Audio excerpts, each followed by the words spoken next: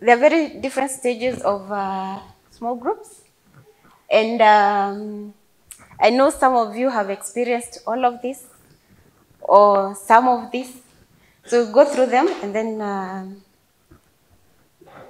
you'll see where you fall. So the first stage of a small group, and I think every small group goes through these stages at some point in your leadership. So the first stage is forming. It covers elements necessary to create a productive group and suggestions to build a sound foundation for your group. It's very important at this stage. I know some of you have raised their hands. They are new into leading, and that causes destabilization because they were used to this other person, and then there is you. You're a very different person. You have a very different way of leading. So it causes a bit of transitional problems and destabilization. So at this stage, when you're coming in, you need to get to know each other.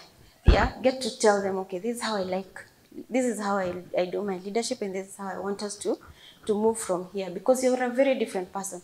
You cannot be like the other one who was there. So that this is where people get to know each other, form a basis of trust and foundation for understanding. They need to trust you. They need to understand you. So you're building that at that stage. Yeah. And also for new groups, that's usually what happens. So when at this stage, there are things you need to consider, and that is recruitment. If it's a new group, have an onboarding criterion. Yeah, people can make or break your group, but ensure there's diversity. Yeah, don't pick your friends who think like you, who you just hang out together. Just ensure there's diversity. Msikuwe Wakikuyu tu, Wakamba tu, Wajaluo tu, ama hiyo kosi yako peke yako. You know, if you're in engineering, that's a group of engineering students. No, ensure there's diversity. Consider numbers. So for us, we usually say a small group has a maximum of 15 people, but it doesn't mean membership.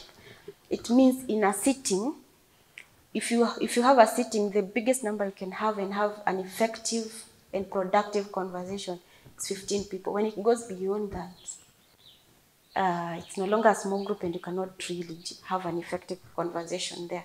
So if it's larger than that, then consider, if you have like 30 people present in a meeting, every meeting, you need to consider breaking it into small groups. So there are different ways you can do this. I think Emmanuel has done something.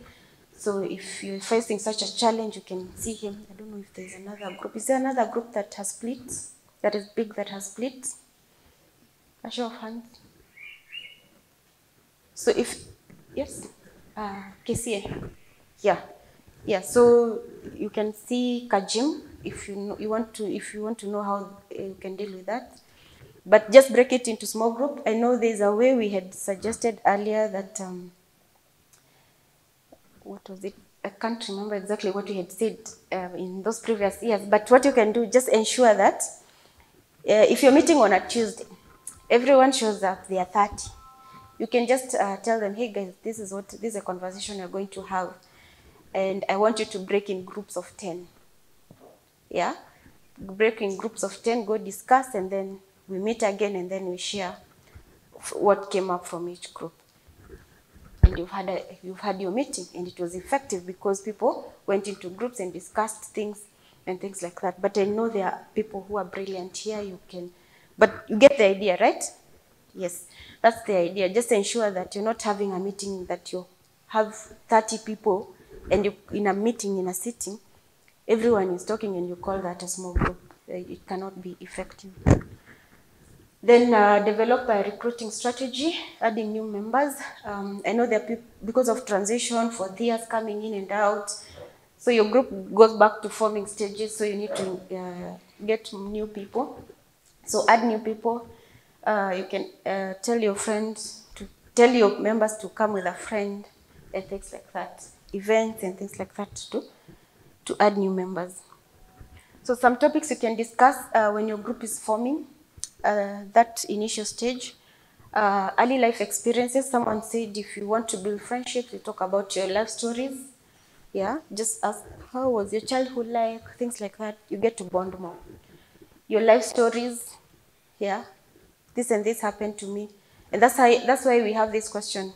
We usually ask ourselves when we meet, how was your week? So that you get to hear people's life stories, what has been happening. So how people lose their way. I think as human beings, we always want to put the perfect face, that we are perfect people, we never do wrong things. But every person in their lives have lost their way at some point. So when you share those deep things, you get to connect at a deeper level and just know what are people dealing with, yeah? And you can be empathetic and you can start walking a journey with someone and grow together. Most trying experiences in their lives, yeah? What were those, yeah? Yeah, there are so many that people can share. Self-awareness, yeah? Get into those conversations. How well do you know yourself, yeah? Are you the quiet person? Are you the talkative one? Are you the go-getter? Just let people talk about that and see how deep do they know themselves. And some of those can even be done in like a training. You can invite someone to just take you through that process of self-discovery.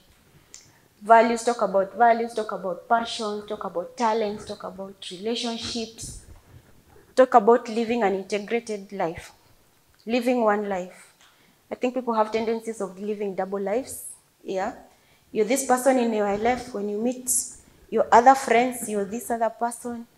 But in our life, we encourage people to just integrate your life. Yeah. Just live one life. You have only one life to live. So live it well.